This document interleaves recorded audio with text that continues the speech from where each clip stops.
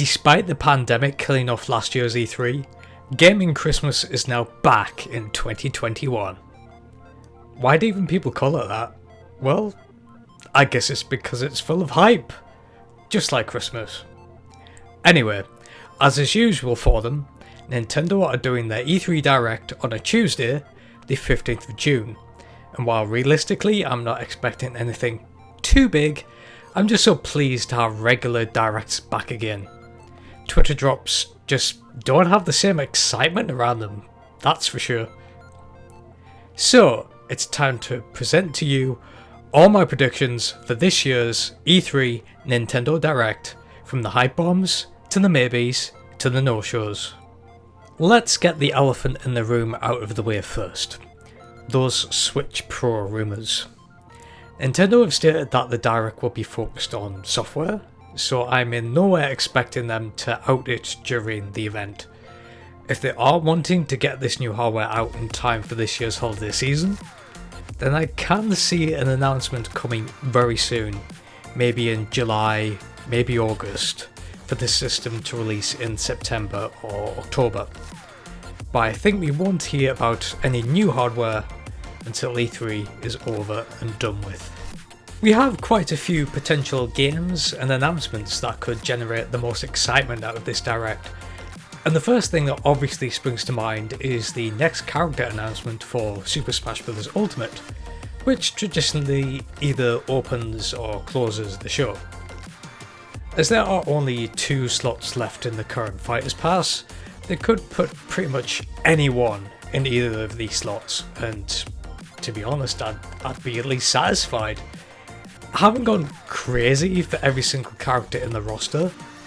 Steve can just get out in particular, but there's plenty of room to make a hype announcement here. I think typically we'd be looking at someone like Crash Bandicoot or Rayman or one of the Rabbids. You could look to Doom Guy, I guess, or perhaps Master Chief for another Xbox collaboration. Or you could stretch it to Square Enix with Sora from Kingdom Hearts or Lara Croft. Personally, I'd still love to see Travis Touchdown from No More Heroes in the game, as you could combine a sword wielder with the beam katana with the wrestling style of Incineroar. And other things, well, I'm still surprised that they haven't given us a character from a Bandai Namco fighting game yet, with Tekken reduced to Mii fighter costumes and just nothing for Soul Calibur. On the first party side, there's always the possibility for a new Pokemon, as we haven't had anything from Sword and Shield yet. And to be honest, when's Waluigi gonna get his turn, huh? Where's Waluigi? He's just a trophy. Like, come on, give us Waluigi. Give us Waluigi. You gotta give us Waluigi. Anyway, I literally don't know who the remaining 2 could be, but whatever Nintendo have picked, this is sure to be a very hype announcement. With Skyward Sword HD set to get Zelda's 35th anniversary in full swing in July, there's potential for a large focus on Zelda during this Direct, and what we all want to know is, when is Breath of the Wild 2 coming? Where? And I think we will get an answer to that at this E3 with a new trailer. I think that answer will be 2022. As much as I would love it to hit before 2021 is out, I think placing it early next year, say early March, to match the release of Breath of the Wild would be a fairly decent move. I know a lot of people were tying this game to the Switch Pro rumours, which you would think would need a big game to go out with it, right? But who really knows on that front? But I think with the current situation and COVID definitely impacting Nintendo's development pipelines, I'm more feeling that Breath of the Wild 2 will release next year.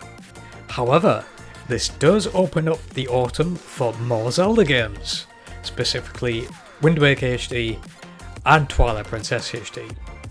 In terms of a Zelda 35th collection that people seem to keep banging on about, I think these 2 games would be the easiest to pull off in a package, as they basically just carry straight over from their Wii U versions. Although you would have to have some changes for the Miiverse features in Wind Waker, either pulling them out or doing what Splatoon 2 did, and having the Tinkle bottles as their own separate service. Including Ocarina of Time as well wouldn't be too out of the question if they wanted to follow the same format as the Mario collection, but again, that's probably just a maybe. I think it's more certain that we're getting Wind Waker HD and Twilight Princess HD. As for the release date on that, it kind of depends on the rest of the slate for this year, but it could come any time in the last quarter. And don't forget the Age of Calamity DLC as well, which could also get a mention in the Zelda segment. Another series celebrating its 35th anniversary this year is Metroid, and while I don't think we'll see anything from Metroid Prime 4, I do think people see the next 2D game in the franchise. If rumours are to be believed, this will probably be the game Mercury Steam's been working on in the immediate aftermath of Samus Returns, and has seemingly wrapped up as they've moved on to their next game now. The game hopefully will be a follow-up to Fusion and explore some of the things hinted at in the background lore that we see in Samus Returns, and I think this will be a good fit for a September-October release. In terms of Metroid Prime Trilogy HD, if it does exist, then I don't think we'll be seeing it until Prime 4 is a bit more ready. I'd probably put pegs down on Metroid 5 this year, Prime Trilogy next year, then Prime 4 in late 2023 or early 2024. Moving into the games that might have the potential to appear now, and I think a lot of these have a solid chance, but some are more coming from rumour and hearsay from the internet, so obviously I can't trust any of that at all, yet this is all stuff I'd still really like to see. Like Metroid Prime 4, Bayonetta 3 has kinda disappeared and we haven't heard much of anything since its reveal, apart from Kamiya occasionally piping up that development is going well. So will we finally see the game at this E3? Maybe. I'm not expecting it to release this year, but it's really about time we heard something substantial, even if it's just a short story trailer, that would do. But again, I think this one is more of a 2022 release, potentially February if we manage to hear something either now or in a potential direct in September. Certainly one of the big rumours that has been going around is that one about the new Donkey Kong game, and to be honest, while I'd love a new one, I'm a bit skeptical on it. Retro Studios' Donkey Kong games were great, and are rightfully considered as two of the best Nintendo platformers in recent years. If you were doing another country style game, then I would give that type of project to Retro, as I know they'd be able to deliver on it in absolute spades. However, there's plenty of scope for DK outside of the country games, and if there was a new one, I'd like it to be a bit more unique and experimental. Remember Donkey Konga, Jungle Beat or King of Swing? Well, I'd like to see something a bit more of those fresh new experiences that can do something different with the character. It could also be a really good time for a new Kirby game, as they do turn up every couple of years or so, and it has been a while since development wrapped up on Star Allies.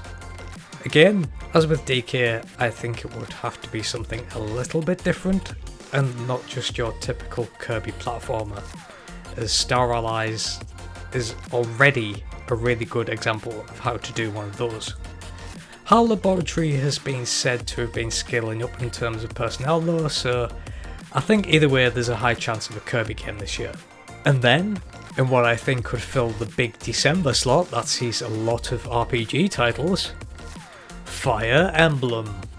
There's been rumours of a Fire Emblem remake for a while, and it feels like it's a nice time to put one out now that Three Houses is firmly done and dusted. And although you've got Heroes there, which is still chugging along as a mobile game, I don't particularly see anyone talking about that particular project anymore. So, a nice way to invigorate the IP a bit is through a remake of an older title.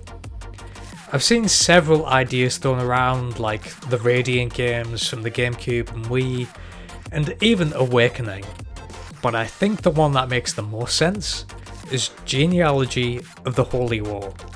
It's the next big Fire Emblem game that is yet to be released in English, and is the one that set up a lot of series conventions like the child characters, the romance options, and the weapon triangle.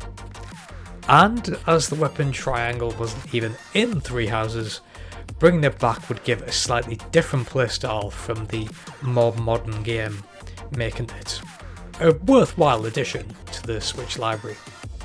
I also wouldn't be surprised if Nintendo dropped a surprise or two in terms of smaller games. Something on the scale of Part-Time UFO, for example, just like small little side projects that might end up as really cute announcements. This kind of stuff isn't like a megaton thing, but it's nice to see these quirky games crop up from time to time, as they're still really enjoyable and are great time killers. Other smaller games they could do though, I'd honestly love to see a new WarioWare game, as we haven't had one of those on Switch yet, and they are always an absolute riot. Smooth Moves on the Wii was a fantastic party game, and with the Joy-Con, I think it could take advantage of the controller again and be one of those quirky, off-the-wall party games. I never did get one to Switch, and although it was a tech demo, it always seemed to me as something that could be built upon into a WarioWare style title. As for anything else, I'd be barking up the sports tree, but with Mario Golf coming very very soon, I don't think they'd overload on that side of things. Where's my Mario Strikers though next level? For that's a series I sure wish would make a comeback.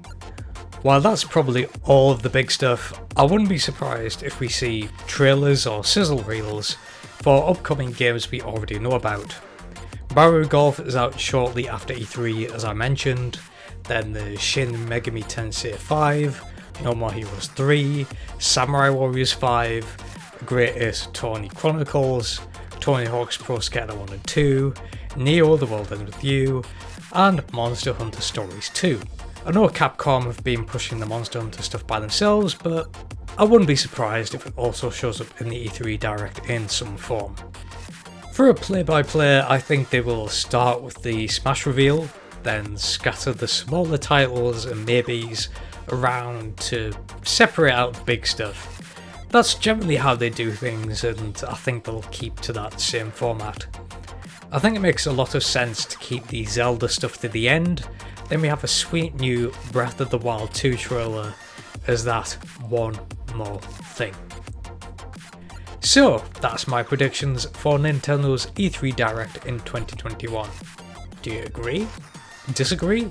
Well, just leave a comment below and let me know what you're most excited for this E3. If you want more videos on gaming and Japanese culture, hit the subscribe button and don't forget to hit the bell for those notifications.